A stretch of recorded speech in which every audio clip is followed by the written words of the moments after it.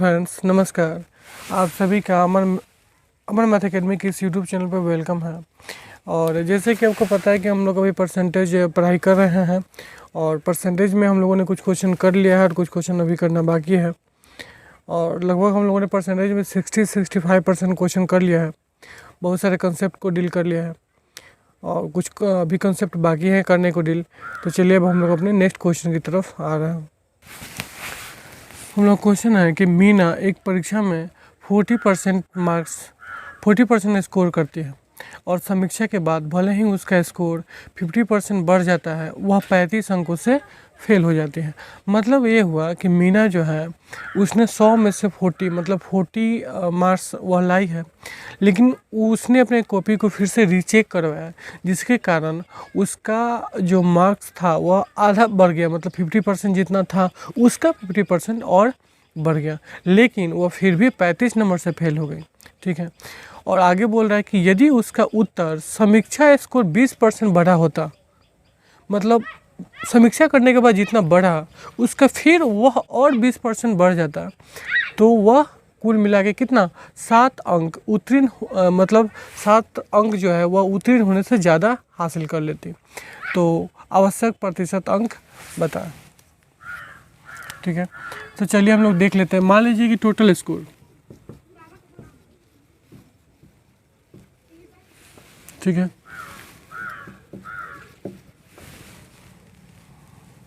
Total score हम ले लेते हैं कितना 100। ठीक है, और उसने पाया कितना, उसका स्कोर कितना था, स्कोर था 40%। तो कितना हुआ 40। ठीक है, और उसके बाद फिर भी और उसका स्कोर समीक्षा के बाद 50% बढ़ जाता है, तो 40 हुआ। ठीक है, प्लस ये कितना 40 का 50%, तो 40 का 50% जो आप निकालेंगे तो कितना आएगा 20, तो कितना हुआ 60।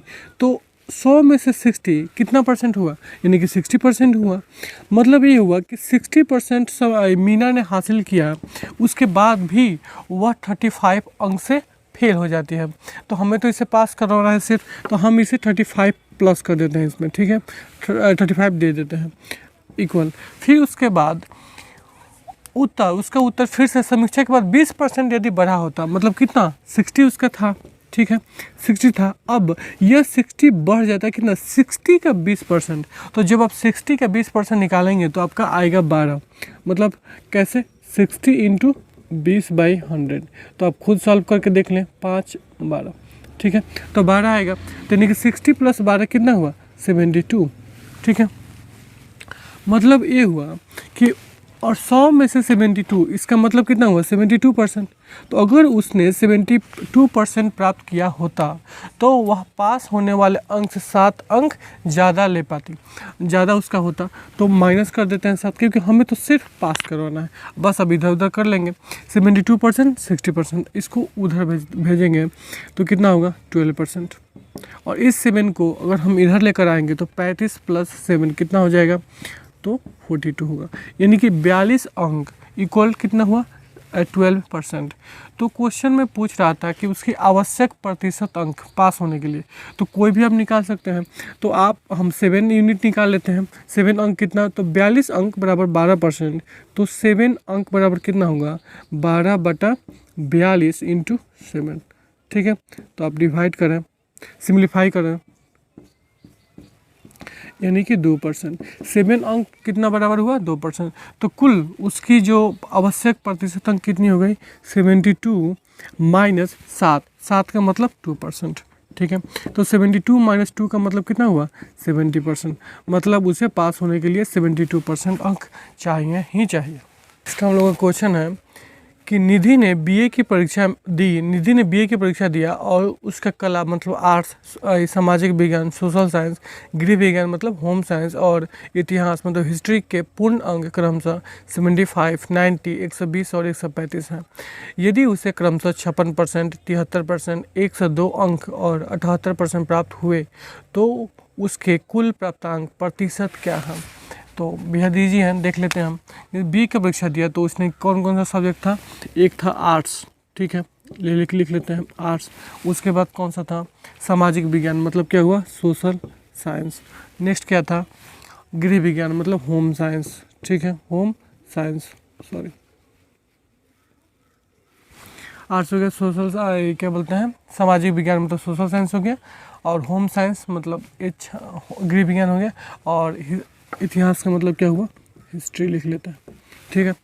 और इसका टोटल अंक कितना है, टोटल मतलब जैसे कि बात कीजिए इसमें है 75 अंक, यह कितने का पेपर है, 90 अंक का, ठीक है। और होम साइंस की बात की जाए तो यह है 120 का, और हिस्ट्री की बात की जाए तो यह पेपर है 135 का, ठीक है। तो हम एक काम करते हैं, हम इनका रेशियो ले लेते हैं। इनका रेशियो कितना होगा, अगर आप इनका सिंप्लीफाई करें तो 15 बचे, ठीक है। मतलब क्या हो जाएगा 5:6 और रेशियो 9, मतलब arts 5 unit, social science 6 unit, और होम साइंस 8 यूनिट, और हिस्ट्री 9 यूनिट, ठीक है। और इनका परसेंटेज कितना, यदि उसे मतलब इसमें आर्ट्स में मिला है कितना उसका 56%, ठीक है, और इसमें मिला उसे 73%, ठीक है। और होम साइंस में मिला उसे 102 अंक, और क्या बोलते हैं हिस्ट्री में कितना मिला उसे 78%। तो आप देखिए यहाँ पे परसेंटेज, यहाँ पे परसेंटेज, यहाँ पे परसेंटेज, यह 102, तो ऐसे नहीं चल सकता, इसको भी हम परसेंटेज में कन्वर्ट करेंगे। तो कैसे, तो 120 में से इसका आया है 102 अंक, तो कुल कितना परसेंटेज है, तो 102 जो है यह 120 का, यानी कि 120 नीचे होगा, मतलब जिससे तुलना हो वो हमेशा नीचे होती है। और परसेंटेज में क्योंकि आप इसे चेंज कर रहे हैं इसलिए आप इसमें 100 से मल्टीप्लाई कर लेंगे, 1 0 से 1 0 हम काट देंगे, यहाँ पे 5, यहाँ पे 6, और इससे करें 6 एकम 6, और 4 6 7 42, 17 बचे 85, तो 102 को हटाकर हम लिख सकते हैं कितना 85%, ठीक है। मतलब बात यहाँ पे समझिए इस बात को, आर्ट्स सब पे पेपर है, ठीक है, तो इसमें इतना आया, और क्वेश्चन पूछना चाहिए एक्चुअल मतलब एग्रीगेट मतलब कुल मिलाकर उसका परसेंटेज कितना है।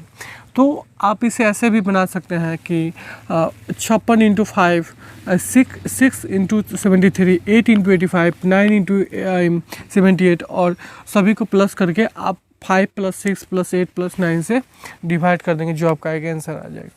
तो बट हम वैसे नहीं करेंगे, हम एक जैसे कि एक डिविएशन मेथड आपको बताते हैं, इसमें से आप कोई भी मान लें कि मान लीजिए उसका एक्चुअल मार्क्स कितना है आया है, और उसी के अनुसार हम तुलना कंपैरिजन करते चले जाएंगे।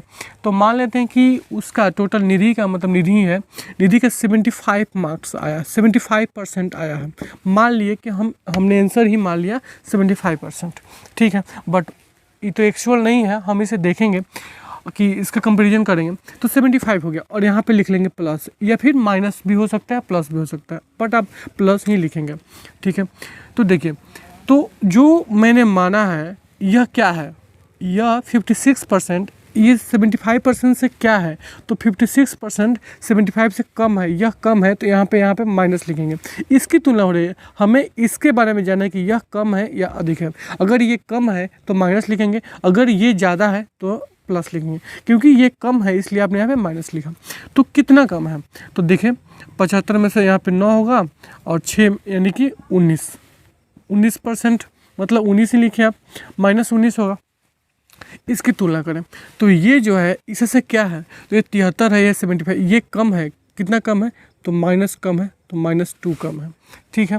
ये देखिए, ये इससे क्या है, तो ये जो है इससे ज़्यादा है तो प्लस, ठीक है, कितना ज़्यादा है, तो 10 ज़्यादा है, ठीक है। और ये क्या है, इससे ये ज़्यादा है, तो यहाँ पे भी हम प्लस करेंगे, कितना ज़्यादा है, 3 यूनिट ज़्यादा है, ठीक है। तो आप देखते चले, तो 75 जो मैंने माना था इसे सभी तुलना कर लिया। और यहाँ पे देखें एक पर कितना कम है, 19 कम है, 1 पर 19 कम है, तो ऐसे कितने हैं 5, तो 19 बचे 95, यानी कि होगा 95 माइनस में, ठीक है। अब यहाँ पे देखें तो 1 पे -2, 1 पे 2 कम है, तो 6 पे कितना होगा कम, यानी कि 6 दूनी -12, ठीक है, ओके। और फिर यहाँ पे देखिए 1 पे 10 ज़्यादा है, 1 पे 10 ज़्यादा है, तो टोटल कितने हैं 8, यानी कि 10 8 है 80, और यहाँ प्लस लिखेंगे, ठीक है। और यहाँ पे देखिए आप 1 में कितना ज़्यादा है 3, और टोटल कितना है 9, 9 3 27, तो यहाँ पे लिखेंगे प्लस, ठीक है। डिवाइड, और इसमें डिवाइड करेंगे कितने, इसको सभी प्लस करके, तो मतलब डिवाइड 6 5 11 11 9 20 और 8 28। ठीक है, तो अगर आप देखना चाहें आगे तो 75% प्लस, जो भी प्लस हो सकता है या माइनस भी हो सकता है, तो 95, अगर 95 जो माइनस वाले को 5 2 7 और 9 1 10, ठीक है, मतलब माइनस 107 है यहाँ पे। ठीक है, और यहाँ पे देखें 80 यानी कि 7 हो गया, प्लस में 7 और 8 2 10 डिवाइड बाई 28। ठीक है, तो आप देखना चाहेंगे ये तो कट कर कितना हो गया, 0 हो गया, तो 0/28 मतलब 0 हो गया, यानी कि 75% प्लस 0, यानी कि कितना, जो मैंने माना था 75%, वही आपका आंसर हुआ। एक बात और है कि मान लीजिए यहाँ पे मतलब सिंप्लीफाई करने के बाद +2 आ जाता है, तो हमारा आंसर होता है 75 + 2, यानी कि 77%। अगर मान लीजिए कि यहाँ पे सिंप्लीफाई करने के बाद -2 आ जाता है, यहाँ पे जैसे कि यहाँ प्लस है, यहाँ पे माइनस हो जाता, मतलब ज़्यादा हो जाता, कम में से ज़्यादा घटाना होता तो माइनस हो जाता, तो यहाँ पे 75 में से माइनस हो जाता 2, यानी कि कितना हो जाता है 73% आंसर हो जाता है। ये क्वेश्चन काफ़ी इंपॉर्टेंट है, इस तरह का जो कॉन्सेप्ट मैंने बताया काफ़ी इंपॉर्टेंट है, आप इसे देखें समझें एक बार 2 बार, बट आपको समझ में आ जाना चाहिए, क्योंकि इससे आपकी टाइम की बचत, इस तरीके से आपकी टाइम की बचत काफ़ी हो पाएगी। नेक्स्ट हम लोगों का क्वेश्चन है कि एक कक्षा में छात्रों की संख्या में 83.3% लड़कियां हैं और बाकी लड़के हैं। यदि लड़कों की संख्या का 60% और लड़कियों की संख्या का 80% मौजूद हैं, तो कक्षा में कुल छात्रों की संख्या का कितना प्रतिशत अनुपस्थित है। तो जैसे कि क्वेश्चन में बोल रहा है कि 83 सही 1/3, इसका मतलब कितना होता है, तो 83 सही 1/3% का मतलब होता है 5/6। और ये कैसे आया हम आपको बता देते हैं। जैसे कि 83 को आप कैसे लिख सकते हैं, तो 80% प्लस 3 सही 1/3%, तो 80% का मतलब कितना हुआ 4/5, और 3 सही 1/3 का मतलब हुआ 1/30। अगर आप इसे ऐड करें तो 30, तो 5 6 6 जगह 24 और 1 25, यानी कि 25/30 सिम्प्लीफाई करें तो यानी कि 5/6 होगा। ठीक है, कोई तकलीफ आशा करते हैं नहीं हुई होगी। ठीक है, तो कक्षा के मतलब संख्या में उसमें 83 से 1/3% लड़कियां हैं। तो मान लीजिए टोटल यहाँ पे अगर देखें हम बॉय और गर्ल टोटल कितने हैं 6 होंगे, तो लड़कियां कितनी है 5। ठीक है, कोई दिक्कत नहीं है 5, तो इसका मतलब तो लड़के कितने होंगे 1 यूनिट, कोई तकलीफ नहीं होनी चाहिए। बट क्वेश्चन में आपका पूछ रहा है अनुपस्थित का परसेंटेज, तो हम अनुपस्थित पे ही चर्चा करेंगे, देखेंगे। तो क्वेश्चन में लड़कों की संख्या का 60% मौजूद है, तो अनुपस्थित लड़कों की संख्या कितने होंगे 40%। ठीक है, और लड़कियों की संख्या का 80% मौजूद है, तो लड़कियों की संख्या का 20% अनुपस्थित होंगे।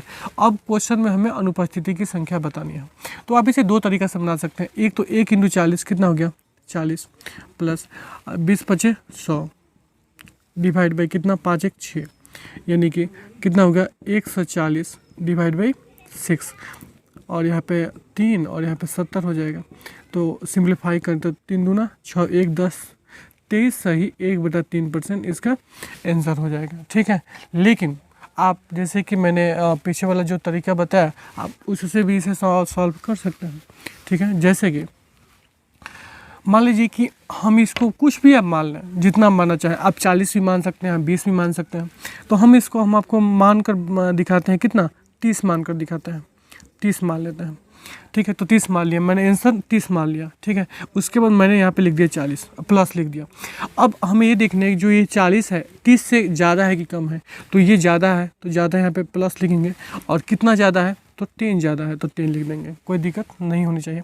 फिर ये देखिए ये 20 है, तो ये 30 से क्या है कम है कि ज़्यादा, तो ये कम है। ठीक है, तो कम लिख देंगे माइनस, और 20 जो है 30 से कितना कम है तो 10 कम है, तो यहाँ पे 10 लिख देंगे। अब बस कंपेरिजन करेंगे, कंपेरिजन जैसे कि 10 तो 1 पे 10, तो 1 पे तो 10 ही है, 10 × 1 कितना +10 होना चाहिए। यहाँ पे देखें 1 पे 10 तो 5 है, यहाँ पे 5 × 10 कितना होगा -50 डिवाइड बाई कितना, अब 5 + 1 मतलब कितना 6। ठीक है, तो आगे आप देखते जाएँ तो यहाँ पे होगा 30। ठीक है, 30% यहाँ पे लिखा हुआ है मैंने, और जो भी आंसर आ गया मतलब परसेंटेज में ही आएगा। ठीक है, तो यहाँ पे 30% हो गया, और यहाँ पे हम प्लस का साइन लगा देते हैं, और 10 में से 50 आप माइनस करेंगे तो कितना होगा -40 40/6 तो कितना सिम्प्लीफाई होगा आएगा 20/3, और 20/3 का मतलब कितना होता है 6 सही 3 छक 18, 6 सही 2/3%, ये आ गया।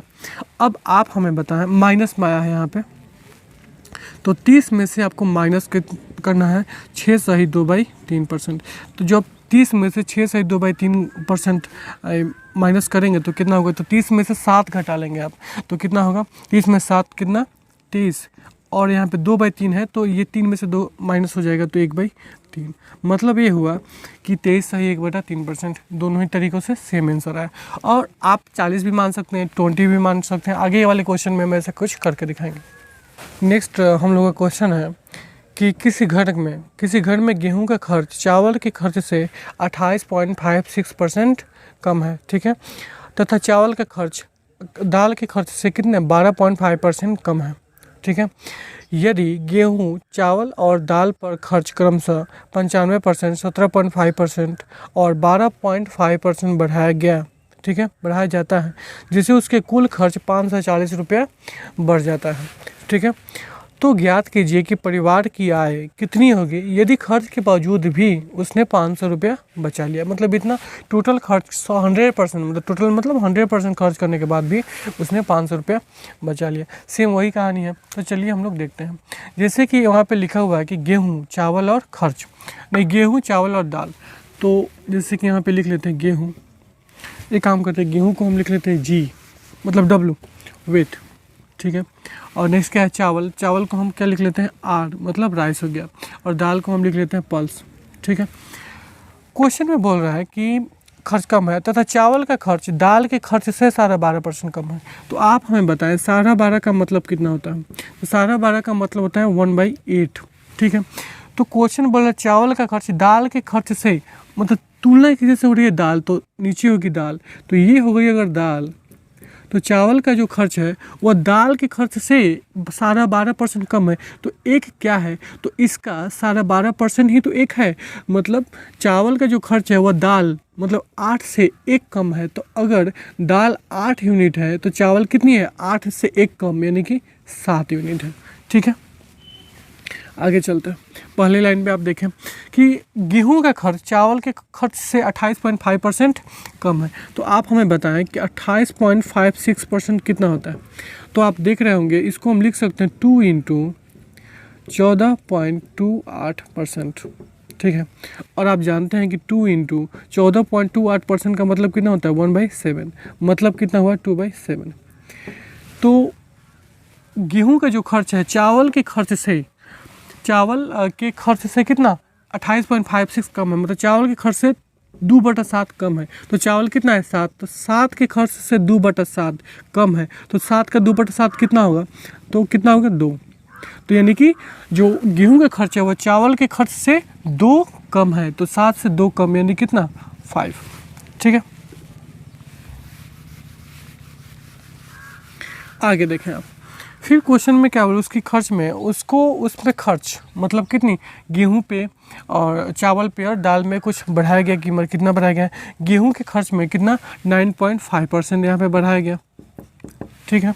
और फिर उसके बाद 17.5% चावल पे बढ़ाया गया, 17.5% चावल बढ़ाया गया। फिर कितनी 12.5% किस पे दाल पे बढ़ाया गया, ठीक है। तो इतना, तो हम ये पता कर लेते हैं कि कुल कितना % दाम बढ़ाया गया। ये तो तीनों पे बढ़ाया गया, तो तीनों को मिलाकर 1 यूनिट में कन्वर्ट करते हैं कि मतलब कितना % टोटल बढ़ाया गया, ठीक है। तो आप कुछ भी मान सकते हैं, मान लीजिए कि 10% बढ़ाया गया, 20% बढ़ाया गया, 30% बढ़ाया गया, या 17.5% या 12.5%। तो कुछ भी हम एक काम करते हैं, हम इसको मान लेते हैं, मान लीजिए कि 12.5% बढ़ाया गया, ठीक है। यहाँ पे 12.5% बढ़ाया गया, ठीक है। तो अब यहाँ पे थोड़ा नीचे लिखते हो, ठीक है। अब यहाँ पे प्लस लिख लेते हैं, लेकिन वास्तव में तो ऐसा हुआ नहीं है, इतना हुआ है। तो हम इसे कंपैरिजन कर लेते हैं। जो मैंने लिखा है यह क्या है, यह इससे ज़्यादा है कि कम है, तो ये जो है इससे कम है, तो यहाँ पे माइनस लिखेंगे। तो यह इससे कितना कम है, तो 3 यूनिट कम है। देख लें 9 3 12.5, ठीक है। और ये जो है इससे क्या है, तो ये ये इससे ज़्यादा है तो यहाँ पे प्लस लिखेंगे, कितना ज़्यादा है तो यानी कि 5 यूनिट ज़्यादा होगा, ठीक है। और ये क्या है तो बिल्कुल सेम है, यानी कि 0% चाहे 0 यूनिट कम या ज़्यादा है, मतलब 0 यूनिट कुछ नहीं बढ़ा है। तो चलिए देख लेते हैं। तो 5 और यहाँ पे 3 यानी कि 5 तिहाई कितना हो गया -15 होगा, ठीक है। और यहाँ पे 7 × 5 कितना होगा प्लस 7 × 5 35 और 0 × 8 कितना होगा +0। और आप डिवाइड करेंगे किसी से तो 7 5 12 8 20 से, ठीक है। तो यहाँ पे आप देखते चलें 12.5%। और ये कितना हो गया 35 में से 15 आप घटाएं तो 20 होगा, और 20/20 मतलब 1 होगा, यानी कि प्लस में 1 होगा, तो यानी कि 12.5% + 1, इसका मतलब कितना हुआ 13.5%। मतलब उसके खर्च में कितना बढ़ोतरी हुई 13.5% बढ़ोतरी हुई। और क्वेश्चन में दिया हुआ है कि उसके खर्च में 540 रुपये की बढ़ोतरी हुई। इसका मतलब ये हुआ कि 13.5%, ठीक है। 13.5% का मतलब कितना हुआ 540। मतलब टोटल एक्सपेंस का जितना टोटल एक्सपेंस टोटल खर्चा का 13.5% 540 है, तो टोटल खर्चा कितना हुआ होगा, तो टोटल खर्चा मतलब 100% कितना हुआ होगा, तो 540 डिवाइड बाई कितना 135 × 1000। एक दशमलव हटाने के लिए यहाँ पे एक 0 मैंने डाल दिया। अगर आप इसे सिंप्लीफाई करें तो कितना होगा 5 दूनी 5 7 35 और यहाँ पे, ठीक है, और 27 दूना 20, यानी कुल कितना होगा 4000। यानी कि शुरुआत में उसका खर्चा कितना था 4000। तो इतना खर्चा करने के बावजूद भी उसने 500 रुपया बचा लिया, ठीक है। तो उसकी आमदनी कितनी हुई होगी, तो उसका मतलब इनकम कितना हुआ होगा, तो इसका मतलब हुआ कि वह कमाता होगा 4000 + 500 यानी कि 4500।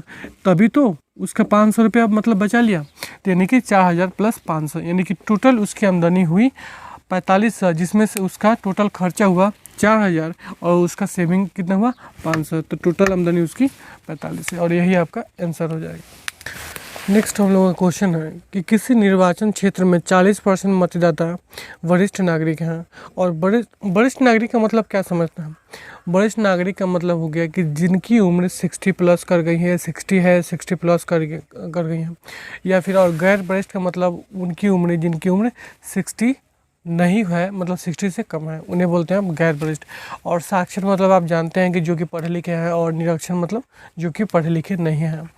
तो क्वेश्चन पे आते हैं कि वो बोल रहा है कि किसी निर्वाचन क्षेत्र में 40% मतदाता वरिष्ठ नागरिक हैं, और वरिष्ठ नागरिक मतदाताओं में से 40% निरक्षर हैं, मतलब पढ़े लिखे नहीं हैं, मतलब जो जिनकी उम्र 60+ कर गई है, तो उसमें से 40% ऐसे लोग हैं जो कि पढ़े लिखे नहीं हैं, और 25% गैर वरिष्ठ नागरिक मतदाता साक्षर हैं, और जिनकी उम्र 60 नहीं हुई है उनमें से सिर्फ 25% पढ़े लिखे हैं, ठीक है, पढ़े लिखे मतलब साक्षर है।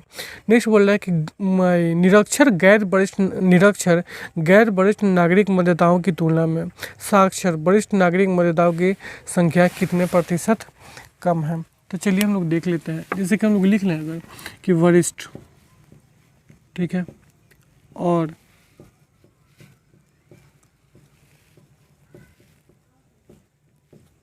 ठीक है गैर वरिष्ठ।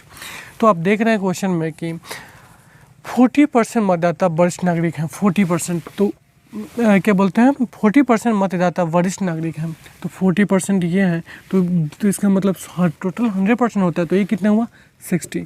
तो अगर रेशियो आप लें तो 20 × 40 यानी कि 2:3 हो जाएगा,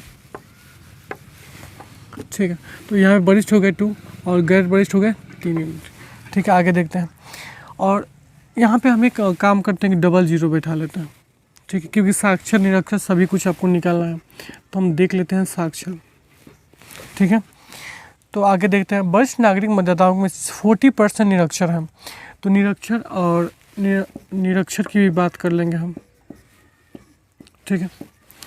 क्वेश्चन में बोल रहा है कि वरिष्ठ नागरिक मतदाताओं में से 40% बोल रहा है कि वरिष्ठ नागरिक मतदाताओं में से 40% निरक्षर हैं, इसमें से 40% निरक्षर हैं, तो 200 का 40% कितना हो जाएगा 80। तो इसका मतलब इसमें साक्षर कितने हो गए 120 हो गए, ठीक है। आगे बढ़ते हैं, फिर आगे बोल रहा है और 25% गैर वरिष्ठ नागरिक, और 25% गैर वरिष्ठ नागरिक मतदाता साक्षर हैं। साक्षर कितने इसके 25%, यानी कि 25 × 75 हो गए। तो निरक्षर इस गैर वरिष्ठ में निरक्षर कितने हो गए, तो आप निकाल सकते हैं। 3 से में से 75 आप माइनस करेंगे तो आ जाएगा 225। ठीक है, और क्वेश्चन क्या बोल रहा है, निकालना है क्या आपको, निकालना है आपको कि निरक्षर गैर वरिष्ठ नागरिक मतदाताओं की तुलना में निरक्षर गैर वरिष्ठ यानी कि 225 की तुलना में, मतलब नीचे क्या होगा, तो 225 होगा। तो निरक्षर गैर वरिष्ठ मतदाताओं की तुलना में साक्षर वरिष्ठ नागरिक, तो साक्षर वरिष्ठ नागरिक यानी कि कितने हो गए 120। तो यह कितना कम है, ये 1 मिनट, कि इतना से यह जो है इतना से कितना कम है, तो किससे तुलना होता है 225 से। तो आप देखना चाहेंगे इनके बीच के डिफरेंस कितना, मतलब ये जो है इससे कितना कम है, तो यहाँ पे 5 और 2 मतलब 0 और 2 मतलब 105, तो 105 कम है। ठीक है, और परसेंटेज पूछ रहा है तो आप परसेंटेज लिखना चाहेंगे। तो अगर आप इसे सिंप्लीफाई करें तो 5 का 20, 2 25 50 25 और 5 दूनी 1 होगा। फिर आप इसे 5 से सिम्प्लीफाई करें, 5 9 2 20। ठीक है, और आप इसे 3 से सिम्प्लीफाई करें 3 और यहाँ पे 7, यानी कि 140/7, मतलब कि 140/3। इसका मतलब कितना हुआ, 3 चौका 12 2 20 3 यानी कि 46 सही 2/3%। ओके।